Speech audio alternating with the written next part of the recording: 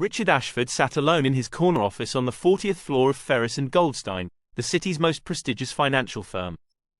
The city lights outside twinkled, a stark contrast to the cold, calculated emptiness within the office. Richard, however, was indifferent to the beauty beyond the glass walls.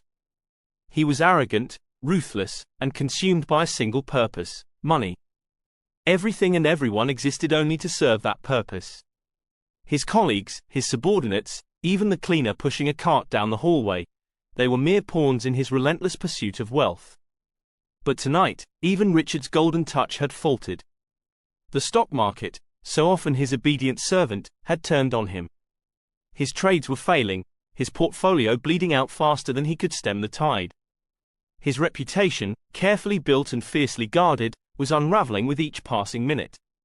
Richard's eyes, bloodshot and weary, scanned the charts and company documents strewn across his desk. The numbers blurred together, meaningless without that next big win. His mind raced, searching for the one trade that could pull him out of this nosedive. He needed it, his next fix.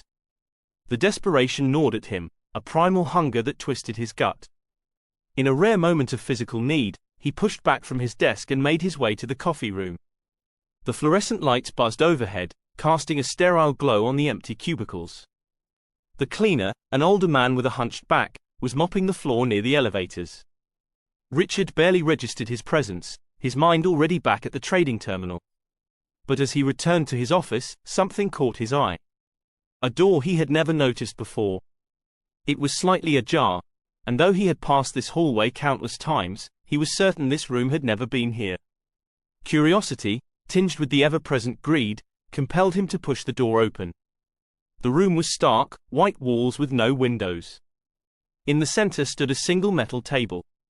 On it, a pad of paper and a pen, nothing else. Richard stepped inside, the door clicking shut behind him.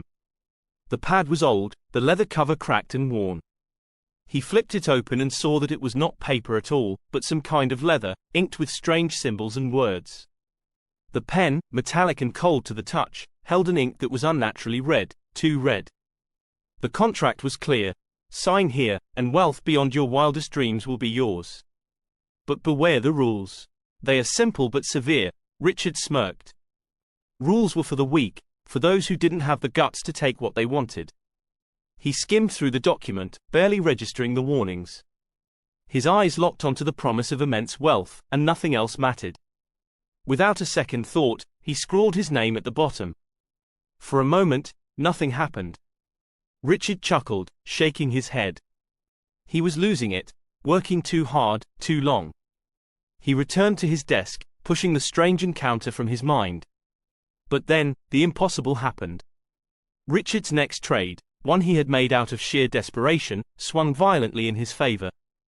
The screen lit up with green numbers, and his heart raced as he watched his portfolio climb. In a matter of minutes, he had made $500,000.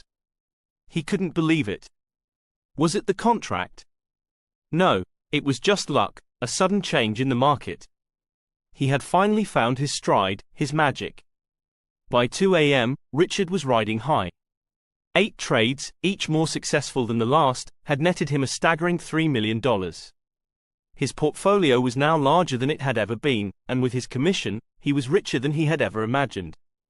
But it wasn't enough. It was never enough.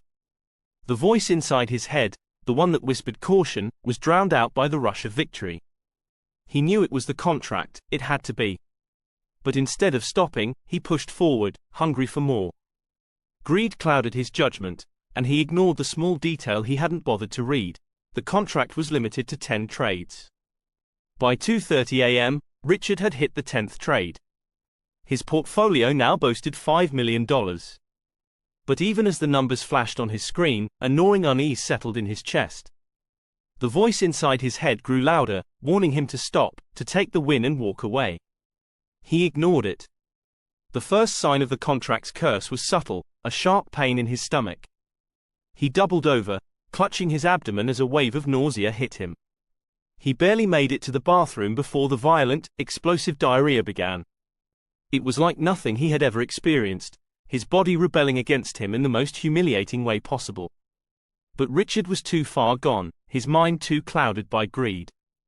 He cleaned himself up and returned to his desk, determined to keep trading. The numbers on his screen began to shift, and his stomach churned again. This time, he vomited, the acidic bile spewing uncontrollably over his desk, his clothes, everything. Panic gripped him, but still, he refused to stop. He set his computer to auto-trade and staggered toward the coffee room, desperate for something, anything, to keep him going. As he walked back, his legs buckled beneath him. He crashed to the floor, gasping in shock as he realized he could no longer feel his feet. His shoes lay behind him, empty, as though his feet had simply vanished. Terror flooded his mind, but instinct drove him forward. He began to crawl, dragging himself toward his desk. His only thought was to stop the trades, to destroy the computer and end this nightmare. But as he crawled, his hands disappeared, leaving him with useless stumps. He screamed, a raw, primal sound that echoed through the empty office. His body was betraying him, piece by piece, and there was nothing he could do to stop it. A searing pain shot through his spine, and Richard collapsed, rolling onto his back in exhausted defeat. He stared up at the ceiling, gasping for breath, his mind a whirl of regret and terror. Then, the cleaner appeared. He stood over Richard, his eyes blacker than night, voids that sucked in all light and hope. Richard's heart pounded in his chest, a fear like he had never known gripping his soul. The cleaner squatted down, his face inches from Richard's. "All you had to do was stop at 10, he said, his voice deep and resonant, like the rumble of thunder. "But humans, they never can they? Always wanting more, no matter the cost." The cleaner's hand shot out, grabbing Richard by the hair. Richard screamed, flailing wildly as the cleaner dragged him across the floor. His screams echoed through the empty building, but there was no one to hear him. The cleaner pulled him toward the room with the contract, the door slamming shut behind them.